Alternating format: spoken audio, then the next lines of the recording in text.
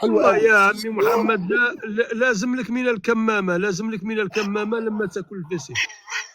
ما انا بقول لك كمامة وكل. لا يا شعاع، الريحه بتاعته من بعيد حاجه والطعم بتاعه حاجه تانية. الطعم بتاعه جميل جدا. هو بيبقى يعني لازم لي الكمامة وناكل، لازم لي لا نهار لما الكمامة وناكل. يا عم لما تاكل ما بيبقاش له ريحه من غير كمامه. انا عاوز اقول لك ان دي حاجه الفراعنه عملوها، احنا ما راه نعرفش يشوفني تتعمل شي ازاي. حد بالكمامة وراه ناكل، راه يقول هذا راه مريض بكوفيد، هذا راه جاب كوفيد من بريطانيا.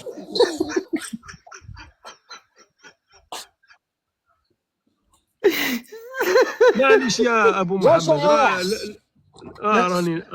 يا شعاع، انا بقول لك الريحه بتاعته حاجه والطعم بتاعه حاجه تانية. لما تفتحه وتاكله بيبقى عامل زي السمك، عامل زي الزبده كده سايح، والطعم هذا بتاعه المشكل حلو. يا محمد، هذا المشكل. راه كيف راني لما تاكلوا راه ما تشمش الريحه تاعو، راه تقربوا النفس.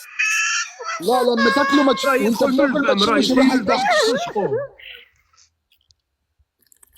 يا شعاع، واه لما تاكله ما تشمش الريحه بتاعته، الطعم بتاعه حلو جميل. لما تروح تعمل رياضه وتخرج منك رائحه العرق، الكل يهرب يا ابو محمد. ولا في ريحه عرق ولا في ريحه حاجه، مية مية يا شعاع. لا راه تعرف باللي الاكل اللي ناكلوه راه يخرج عن الشكل عرق. يعني ريحه الفسيخ تولي مني بريطانيا كلها تهرب مني يا اخي. شوف